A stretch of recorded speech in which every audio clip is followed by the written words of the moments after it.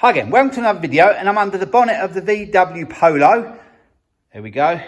A lovely retro grille, I love that. There's a VW logo there. And what I'm doing today is getting the carburetor back on. I've already fitted the carburetor flange back on. I did the video of taking it off, and it's just the same process. And it's just fiddly at getting the nuts on from underneath the manifold. But that's all done now, and that's all tight. So now I'm going to get the carburetor back on. I did a video of taking that apart and cleaning it up, and hopefully this will run better when I've got it back on. So what I'm going to do is set you up on the tripod, and I'll get the carb and we'll get it fitted back on. So now I'm going to get the carburetor back on. So it's pretty simple. If you watch the video of me taking it off, it isn't too hard at all. Get that in place like that. It's only actually 2 studs to hold it on. There's a few other bits to connect though. Check the washers on there, yep.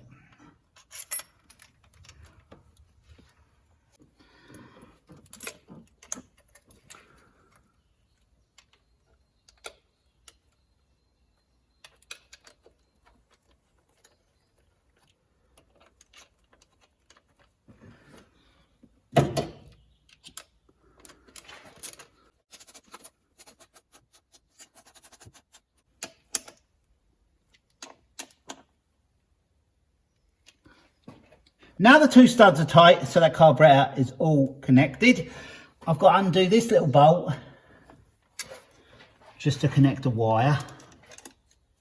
So that goes like that.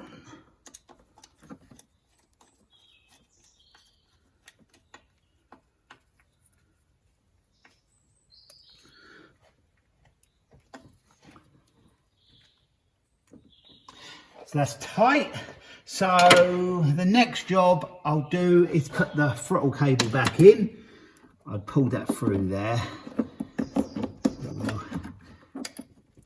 So now I'm going to connect the throttle cable.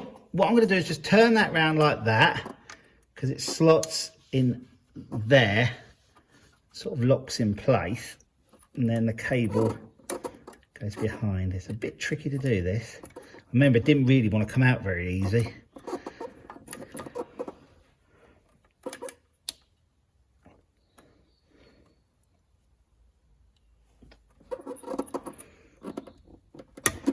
There we got it. So then it just sort of goes around there, like a little locator bit really, just to hold it in, to stop it from falling out. And then that grommet goes in there, like that. So now I'm going to get the fuel lines back on. This blue one goes to the back of that plastic piece. I will actually replace the clips and that on these afterwards, but they are gripping pretty tight. We have a fuel line down here. That goes on the top there.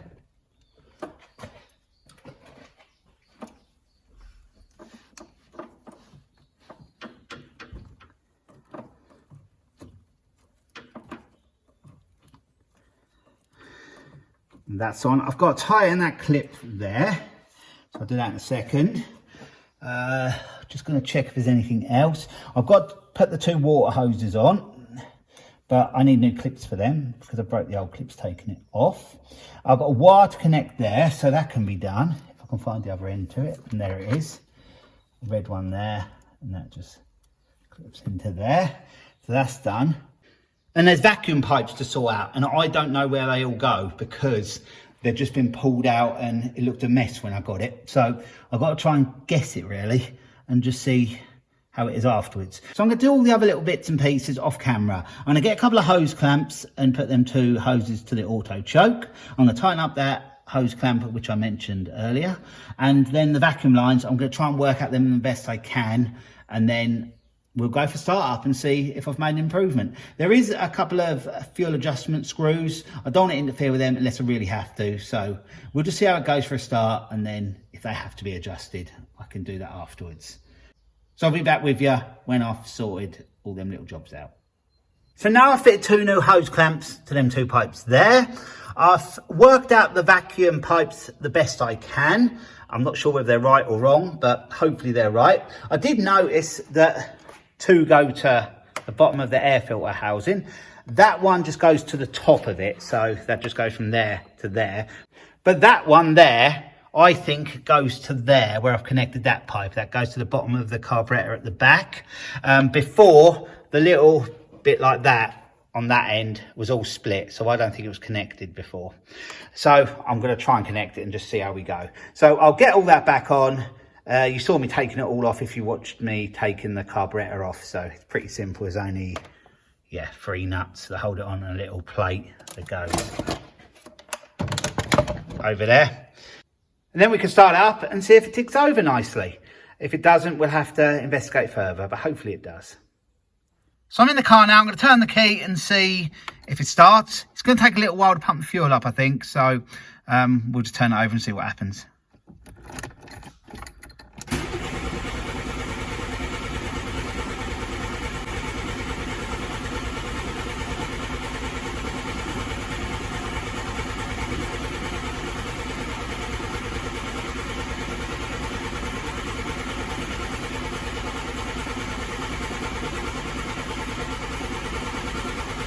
Carburetor was empty because I cleaned everything out on it, so it's going to take a while.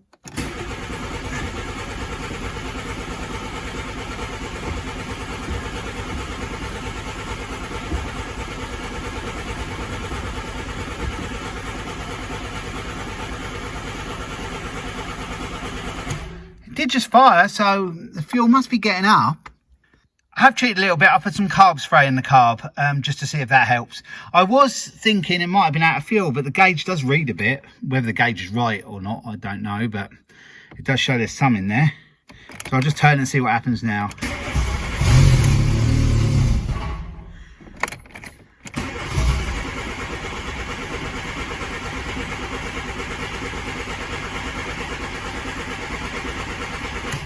It's as if the fuel isn't getting up at all, because the carb spray did help. So I'm going to have a little look and then I'll be back with you. I might have it running by that point, but yeah, I'm just going to investigate a bit more. When I just looked at the filter, I'll take you around actually, the fuel filter, that didn't seem to have any fuel in it. There doesn't seem to be any in there, so yeah, I think it's just taking a while to pump up. I think I put all the pipes back on correctly. I did actually look at the video when I took them off, so it should be right. But I'm wondering if it's not pumping up to there. It's just going to take a while. We have it running pretty good. I just kept putting some carb spray in there, and then I noticed the filter started filling up. And it's actually running okay now. It'll still be on choke at the moment. See that?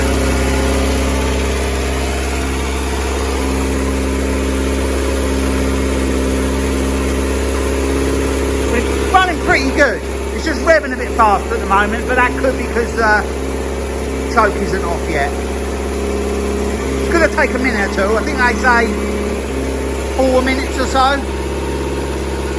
I'd like to see that open. I can just see it from here.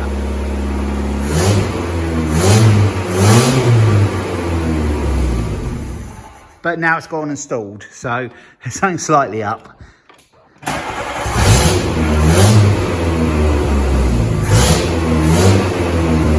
I might put the air filter back on properly as well.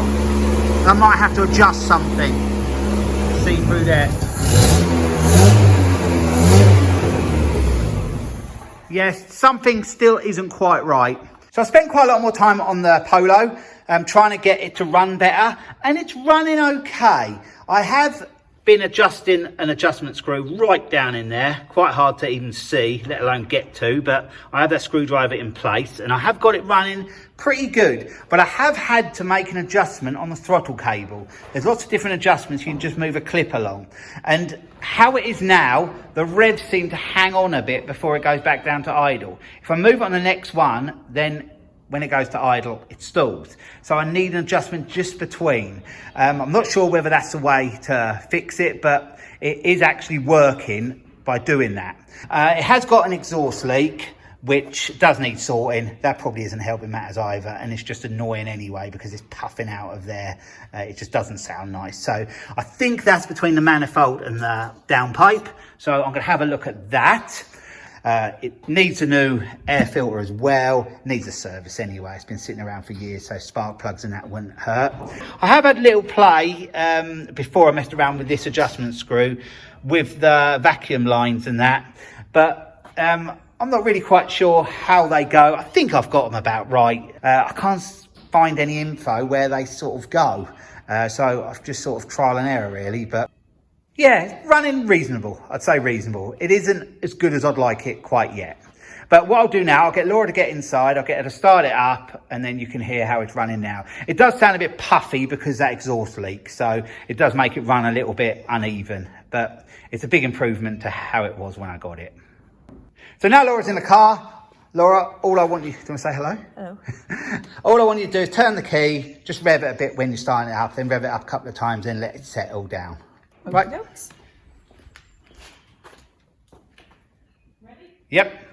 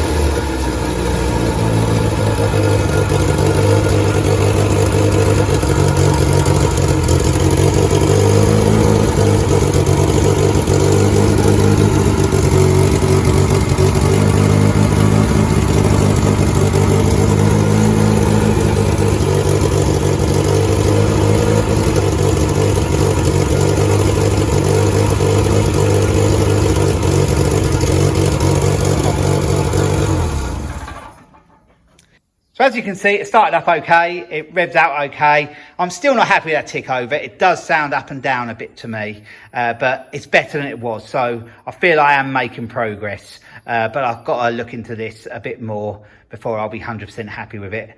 But for this video, I'm going to leave it here. I've got the carburetor back on and I've investigated a bit more and I have made an improvement. And I'll have to look at carburetor a little bit more. It might just be an adjustment. I've only just been playing with that a little while today, so I might be able to get it better on that adjustment, but we'll see. Perhaps I need to buy a carb kit.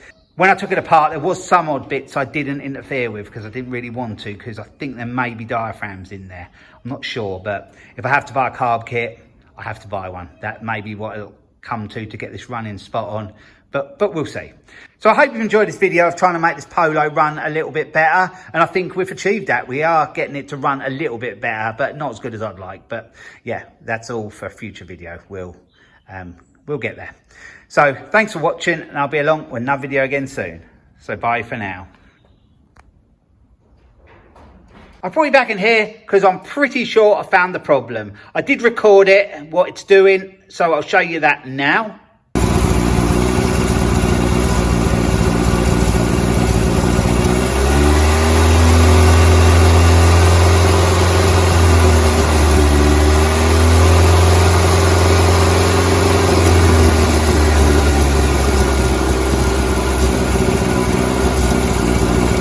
And as you can see, when I was spraying the carb spray underneath the air filter housing, it was revving up.